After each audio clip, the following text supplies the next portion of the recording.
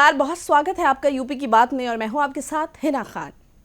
उत्तर प्रदेश में पहली कक्षा से लेकर 8वीं कक्षा तक के सरकारी स्कूलों में बच्चों की संख्या में भारी गिरावट देखने को मिली है। संख्या बढ़ाने के तमाम प्रयासों के बावजूद लगातार दूसरे साल भी छात्रों की संख्या में कमी आई है। इस बात की तहकीकात करने यूपी की बात की टीम ग्राउंड जीरो पर पहुंची। हमने जब लखनऊ के चिन्हट ब्लॉक में रियलिटी चेक किया तो स्कूलों में शिक्षकों की कमी होना इसकी सबसे बड़ी वजह नजर आई।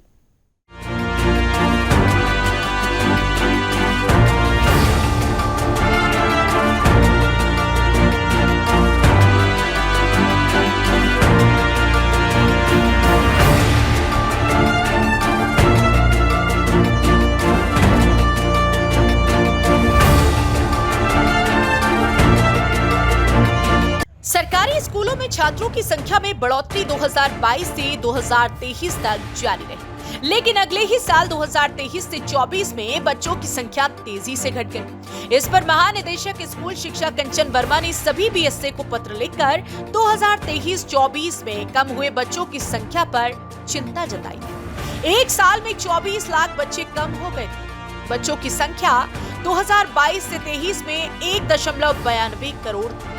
ये संख्या 2023 से 24 में घटकर 1.68 करोड़ हो गई। इस पर कई जिलों में बीएसए ने शिक्षकों को नोटिस भी जारी किया था और अगले सत्र से संख्या बढ़ाने के निर्देश दिए थे। इस साल अप्रैल से लेकर जुलाई तक बच्चों की संख्या बढ़ाने के लिए कई बार प्रयास किए गए। स्कूल चलो अभियान भी चला, लेकिन संख्या बढ़ने के बजाय और कम हो गई। स्कूल चलो अभियान जुलाई में खत्म हो चुका है। अब तक सरकारी स्कूलों में 1.56 लाख बच्चों के ही दाखिले हो सकते। हाल ही में खुद बेसिक शिक्षा मंत्री ने विधानसभा में एक सवाल के जवाब में ये आंकड़ा पेश किया।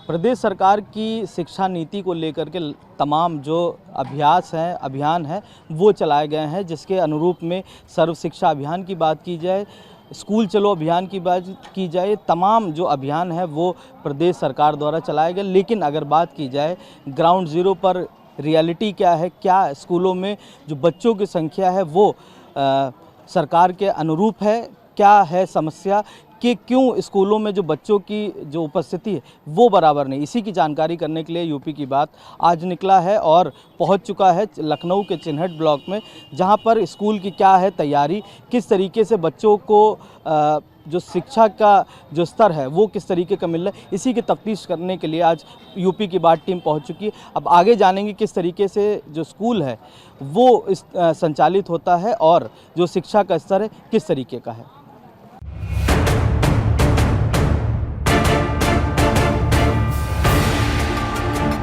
गांव-गांव में निजी स्कूल लगातार खुलते जा रहे हैं। अभिभावक सरकारी स्कूलों के बजाय निजी स्कूलों को तवज्जो देते हैं। जानकारों के मुताबिक कोविड में आर्थिक तंगी के कारण कई अभिभावक प्राइवेट स्कूलों की फीस भरने में सक्षम नहीं थे, इसलिए उन्होंने सरकारी स्कूलों का रुख किया। कोविड खत्म हुआ तो फिर अभिभावकों ने प्राइवेट स्कूलों का रुख करना शुरू कर दिया। वहीं कक्षा 1 में 6 साल की उम्र पूरी होने पर ही दाखिले लेकर सख्ती से भी संख्या पर असर पड़ा। पहले कुछ माह उम्र कम ज्यादा होने पर भी शिक्षक दाखिला दे देते थे। मैम, आप अध्यापक हैं महिला सेक्शन की, क्या कहना चाहेंगे मैम कि कोविड के बाद से बच्चों में जो उपस्थिति है वो काफ़ी घट गई है, क्या कहना चाहेंगे? कोविड के बाद से तो कुछ बच्चे बैठे हुए थे, अभी भी 2 साल तक बैठे हैं, तो हम लोग जा के बुलाते हैं, बच्चों से संपर्क करके कहते हैं या आपके अगल बगल जो बच्चे हैं घर में बैठे उनको लेवा आइए, बताइए। पेरेंट्स मीटिंग में उनको समझाते हैं बच्चों को, ताकि बच्चे आएँ, पढ़ें, समझें। मैम, एक्चुअल अगर स्ट्रेंथ देखी जाए तो अभी मौजूदा समय में क्या स्ट्रेंथ थी और अगर 2 साल पहले का आंकड़ा देखा जाए तो क्या उसमें क्या कुछ चेंजेस हैं, बहुत ज़्यादा परिवर्तन है या बहुत ज़्यादा सामान्य चीज़ें हैं?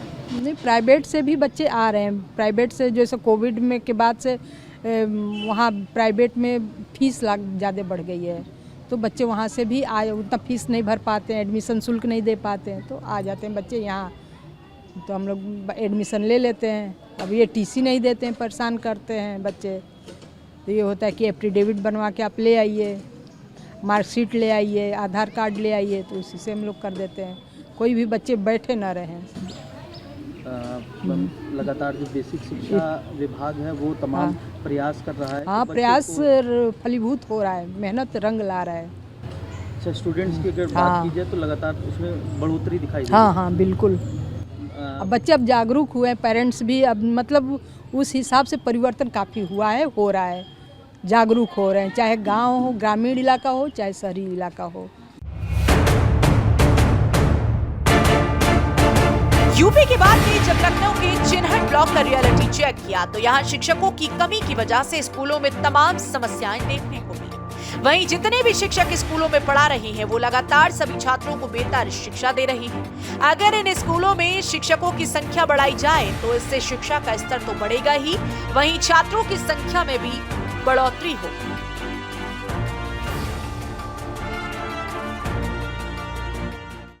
उत्तर प्रदेश सरकार द्वारा चलाए जा रहे शिक्षा के जो तमाम अभियान है उसका रियलिटी चेक करने के लिए यूपी की बाढ़ टीम आज चिन्हट पहुंची है। और आज तस्वीरों में देखेंगे कि ये चिन्हट ब्लॉक का वो स्कूल है जो कि 6 से लेकर 8 तक की जो कक्षाएं हैं वो चलाई जाती हैं। हालांकि अगर बात की जाए स्कूल की तो स्कूल लगभग सुबह 7 बजे से और 2 बजे तक चलता है, जिसमें अगर बात की जाए जो छात्रों की संख्या है वो कहीं ना कहीं बहुत ज़्यादा है। लेकिन अगर बात की जाए जो टीचर्स की तो टीचर्स का जो शिक्षा की पद्धति है वो कहीं ना कहीं बहुत ज़्यादा बेहतर है, जिसकी वजह से अगर बात की जाए जो स्कूल्स हैं उन पे कहीं ना कहीं बहुत ज़्यादा बात की जाए यहाँ पर स्कूल पर जो बेंच है वो कहीं ना कहीं कम पड़ गई हैं।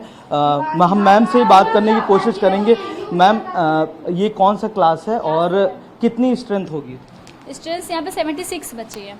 अच्छा, ये जो बाहर बच्चे बैठे हुए हैं, यहाँ पे जगह ना होने के कारण बच्चों को थोड़ा सा बाहर एडजस्ट करवाना पड़ता है। अच्छा, किस तरीके से इसको मैनेजमेंट होता है, क्योंकि स्कूल में अगर बात की जाए बहुत ज़्यादा स्ट्रेंथ है?